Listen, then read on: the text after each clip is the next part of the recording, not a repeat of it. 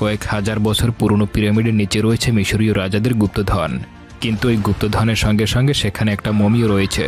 ইতিহাস থেকে জানা যায় এই মমিটা একজন কৃতদাসের, যে রাজার স্ত্রীকে ভালোবাসত, আর তার কাছে ছিল প্রচুর কালো জাদুর বিদ্যা। সেই কালো জাদুর মাধ্যমে মৃত মানুষকে জীবিত করতে পারত, কিন্তু রাজা তাকে জীবিত অবস্থায় মমি করে দিয়েছিল। এই গুপ্তধন যদি কেউ আনতে যেত তার আর কখনো জীবিত অবস্থায় ফিরে আসতে পারত না। কিন্তু এই তিনজন গুপ্তধন খুঁজতে গিয়ে মমিটাকে জীবিত করে ফেলে। এরপর শুরু হয়ে যায় মমির তাণ্ডব।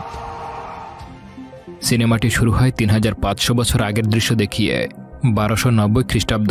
প্রথমে মিশরের একটি শহরের দৃশ্য দেখানো হয়, যার রাজার নাম ফেরাউন। রাজা ফেরাউনের এক প্রেমিকা ছিল যার নাম আকসানামুন। রাজার প্রেমিকা আকসানামুনকে কেউ স্পর্শ করতে পারত না, এবং রাজা তাকে ভালোবাসলেও আকসানামুন তাকে কখনোই ভালোবাসত না। কিন্তু আকসানামুন একজন পুরোহিতকে ভালোবাসত, যার নাম ইমহোটপ।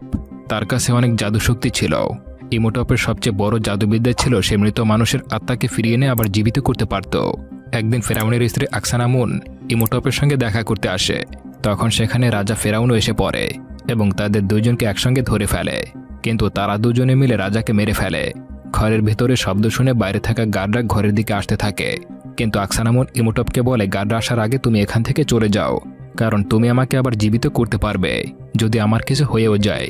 এরপর ইমহোটপের লোকজন তাকে নিয়ে সেখান থেকে বাইরে বেরিয়ে যায় এবং আকসানামুন সেখানেই নিজের পেটে ছুরি দিয়ে আত্মহত্যা করে ফেলে, কারণ সে জানত ইমহোটপ তাকে আবার বাঁচাতে পারবে।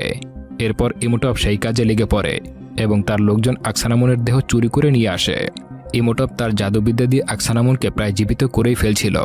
এমন সময় সেখানে ফেরাউনের লোকজন এসে তাকে থামিয়ে দেয়।